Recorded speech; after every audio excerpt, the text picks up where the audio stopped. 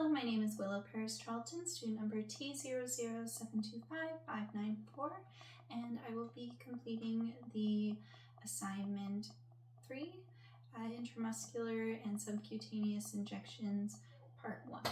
Okay, so first we are going to prep our needle and syringe for the injections. So we have a few things here. We have our isopropyl alcohol. I have a saline bag of 0.9%, and it has been opened on September 13th of 2023, so we are still good for that expiry date.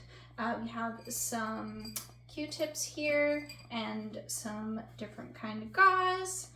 We have our labeling. I have some saline flush labeling there. And then we have our needles as well. So we have the 22 gauge and 3/4 needle here. And then this is the 23 gauge 3/4 needle there. And then we have some syringes, sterile syringes here that have a 22 gauge already on the needle. For this kind of solution, the NaCl, I like to use the 22 and the 23. 22s for dogs, medium to larger dogs, and then the 23 you can use for cats or smaller dogs. And then sometimes we also use the 25 gauge for smaller cats as well. Because this solution isn't very viscous and thick, we don't need a really small gauge needle. The larger gauges here are acceptable for that kind of solution. So we're gonna start by prepping for our injections. So I'm going to use this syringe. Before I get this ready, I'm just gonna make sure that our site where we're going to put the needle into to obtain the saline is clean. So I'm going to take a little bit of isopropyl alcohol, put it in the jar there, and then just take a little bit there, and we're just going to clean up so that we know we don't contaminate the rest of the solution. So we're going to start by taking that out, and want to make sure, sometimes they're sticky, I like to start it so that it's able to draw up nicely. We're going to take off this lid, put it down, and then we're going to put that in there, and then so that you can see my drawing up technique, we're going to pull up. I'm just gonna do two mils here of the solution. If you find that you have a big bubble there already, sometimes it's easy to just push that bubble up again, especially for the saline here, and then draw it back. Now we're gonna take needle out there, put back on our cap, and then this would go into a sharps container. First, you can look for bubbles now, or we can put them after. I like to do it after, put on a fresh needle. So we're going to take this, put it in a sharps container. I'm going to use a 22 gauge, and not touching the bezel or letting the bevel touch anything. We're going to pop that. You won't be able to touch the inside there. Put it on with a little twist, a little pressure. Now we have a fresh needle on top. We're going to look around, and I like to just give it a good flick, make sure the bubbles go up. Once we notice that we have that air there, we can do our light push up just to get that air out. Then make sure, go around, do another little flick just in case. Perfect. But now we're looking that we don't have any bubbles in the syringe. Perfect. Now that we have our prep syringe and needle with the saline, we have the no bubbles in there, and we have the fresh new needle on there with a 22 gauge 3/4, we are going to do the sub-Q injection. What you need to remember as well is that this needs to be labeled. So I have a saline flesh label here.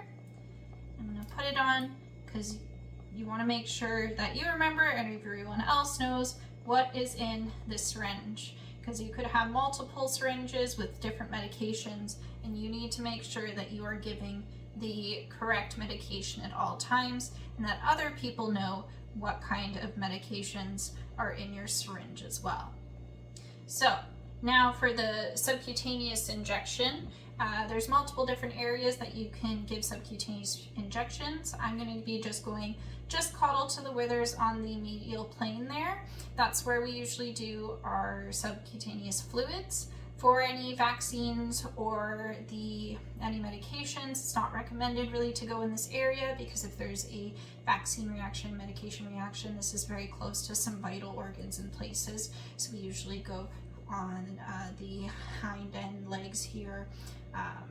But for this one, we're just going to say that it's on just sub-Q fluids. So using your index finger and thumb, you would tent up the skin there. It's pretty loose there, not on my stuffy though. You'd see more of a tent. Make sure that there's a little spot there. You want to make sure that your area is clean. Using a little bit of alcohol, you'd clean that area right like that. For the actual injection, we want to make sure to take off our lid, and we want to make sure that we're going the bevel side up. You'll tent, bevel side up, slightly angled down. You don't want to go too much down. We want to keep it in the subcutaneous layer, and then we would inject there. We come out that area, squeeze, a little massage, putting our needle back on, and then we can discard this needle. And you want to make sure to pull back just a little bit. There should be negative space for us. It's stuffy, so we got an air bubble. That if we had an air bubble, we would withdraw, and that would not be actually securely injected into the subcutaneous area. You also want to make sure that you're looking to make sure you don't get any blood up in your syringe. We're going to say we're good, and we will inject and then come out. Putting our lid back on, and now this needle would be discarded. For our cap, it'd be the same thing. We would be using, I like to use the smaller gauge needle. For this demonstration, we won't redo the entire setup. Put on that. Now we have our new one. And the same thing, index finger, thumb, clean off an area. And then we would be putting bevel side up, injecting in there, pulling back, making sure it's negative pressure, no blood, and then injecting, coming out, give it a little rub, putting that on, and that's our subcutaneous injections. Next injection is going to be an intramuscular injection into the apaxal area. So we're going to do apaxal injection. Starting with our dog, we want to have our finger along the dorsal spinous process, and then our thumb is going to find the wing of the ilium, and then we want to make sure we're caudal to the last rib. We don't want to go anywhere close in that direction. And for this one, we have our 22 gauge syringe that I've already preloaded with a new syringe needle and that we've taken out all of the bubbles in there, and I've labeled it with the saline flush. So having that area, we want to make sure that we go in at a 45-degree angle, so we're not going into the subcutaneous area. So we're going to remove the lid.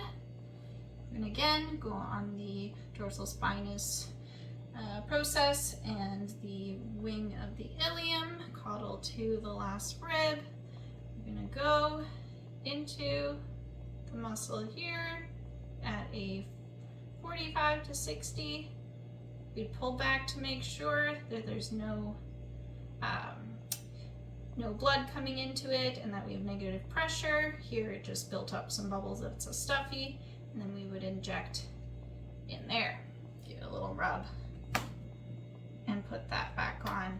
And that would need a new needle. For this demonstration, we're just going to keep that one on. Same thing for the cat. We're going to go along the spine surface and the wing of the ilium, caudal there, and then for both of them, they should have a little bit of alcohol to clean that you can do. I have seen people in our clinic and other clinics that don't use a bit of alcohol, so it's good though to clean up that site beforehand.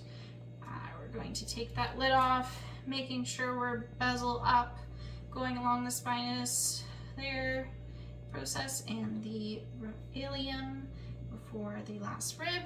We're going to go into there, pull back first, air because it's a stuffy, no blood, and then inject like that. Okay, our next injection is going to be the semimembranous or semitendinous.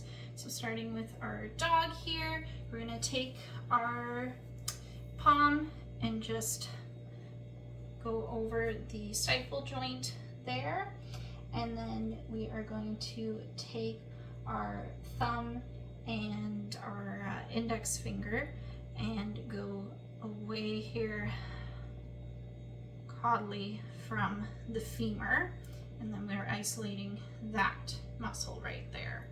Same thing, we would go stuffy sort into that area, pull up, pull back, like that. Same thing for the cat, same area there. And then if they are larger, you can go from the back and pull and isolate that muscle there, and then go into that muscle like so. For the quadricep, be similar, but a few different steps. We're going to go again, holding that stifle joint with your palm, and we're going to take our thumb and index finger, and we're going to just go cranial. Can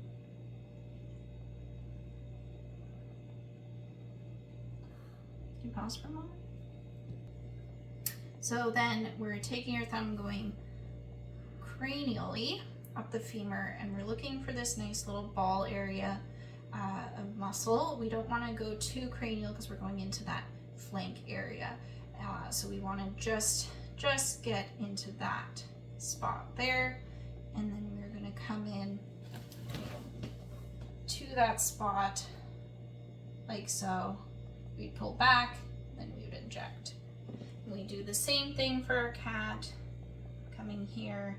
It's a little hard, doesn't have a stifle joint really, and we're going to isolate. It's going to be this area right there, and do the injection. And that is all of our intramuscular and subcutaneous injections with our little stuffy friends. It's definitely a good idea for you getting to learn the different areas and holding Definitely a lot different than doing it in real life. I think that there are a few limitations here, but it's really great to do beforehand before you go right into with the live animals. So thank you very much for watching.